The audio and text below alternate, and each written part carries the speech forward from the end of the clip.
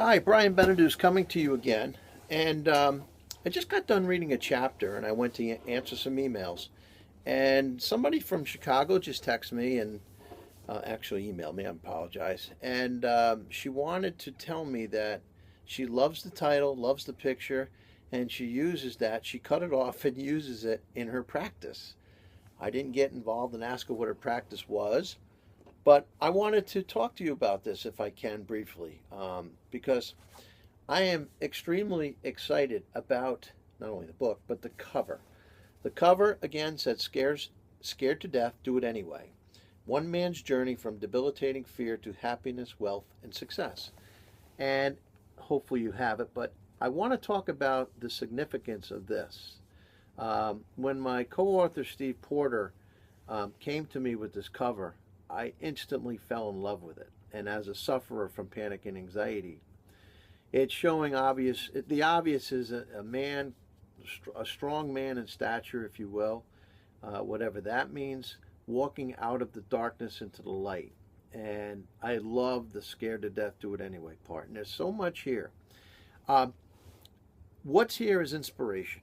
What's here is help.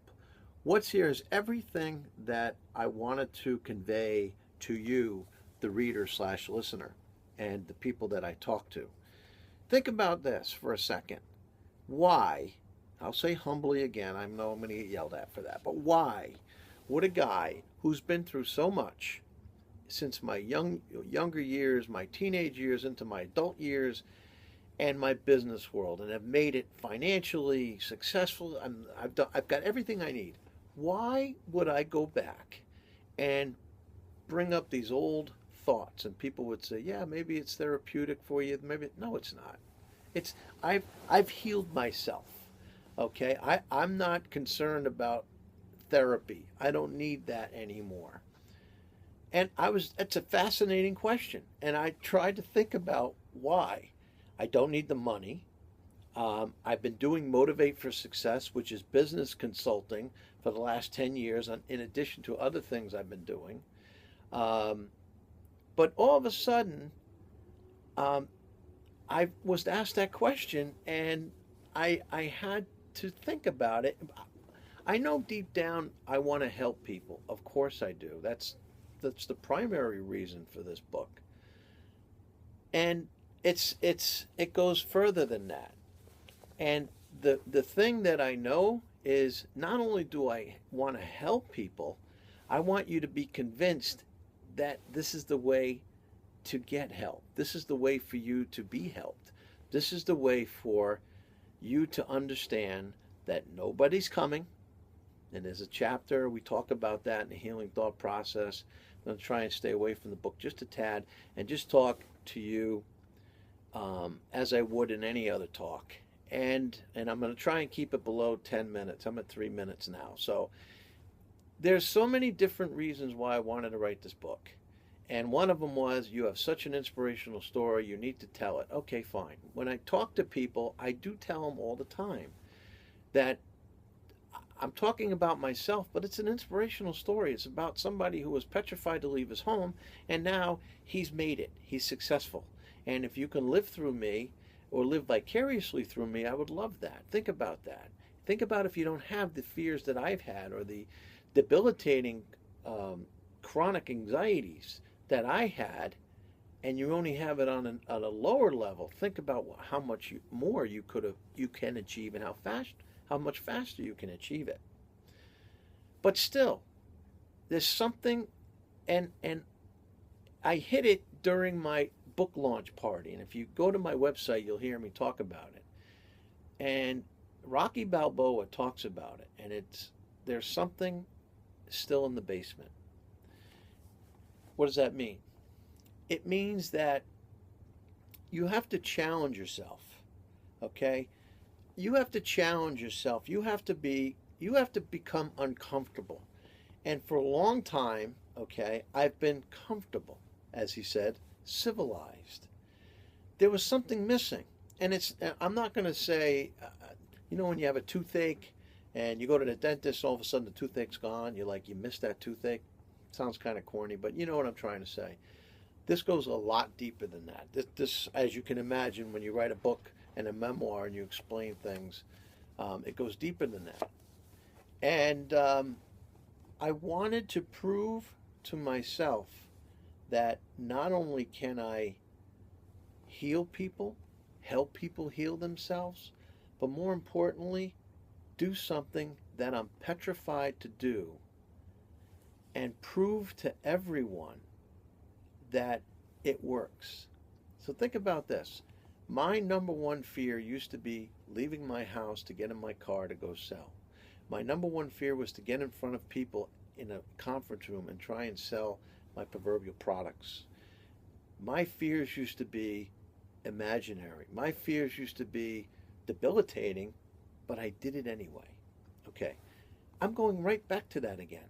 I'm getting up in front of crowds and telling them, I'm showing them vulnerability. I would have loved to, years ago, gone into a room and say, just to let you know, I'm hyperventilating. I don't know why. My heart's going 200 beats per minute. I'm sweaty. I didn't get in a car accident. I don't know what's the matter with me, but buy my product and just run out of the room. I don't think I would have become successful doing that. So I had to hide and lie and lie about it and feel it and figure out a way to mask it and come up with these excuses and all these different things. But now I don't do that. Now what I do is I tell you, by the way, this guy who's made millions, this guy who's very successful, this guy who on and on and on, is standing in front of you telling you that I am absolutely petrified to do what I'm doing. And people look at me all the time and they're like, wow. And it's like a wow factor. It's like, why are you doing this? Because I need to show you that this is real.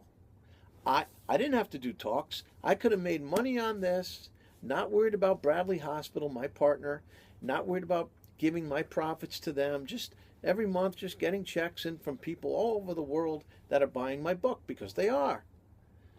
That's not what I wanted to do. I wanted to write this book. I wanted it to be my business card. I wanted you to trust the fact I have this. Now what I want to do is I want to go on the talk circuit. I want you to continually talk to me, stay in touch with me, subscribe to my YouTube channel. Let me get out there and talk. Executives, there's fear and panic all over the place. You have no idea. Everywhere. Conversations with Brian. I'm talking to a high school in a couple of weeks. There's going to be 1,000 people there. Do you know what that's like for somebody who suffers from this? Even if you are cured, you're never cured. It's still it's still in there. And I'm going to explain to these kids, this guy who you asked to come speak to you is petrified to be doing what I'm doing, but I'm doing it anyway. And there's so much, it's such a powerful statement. And that's what I want to get to.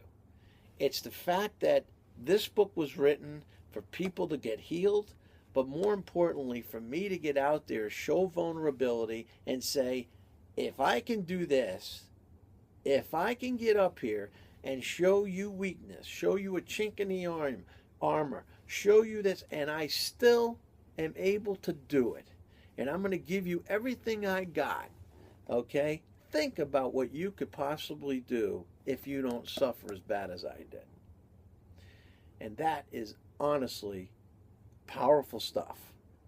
So I answered her from Chicago, and I said, thank you very much for the title for liking the title and the illustration of my book.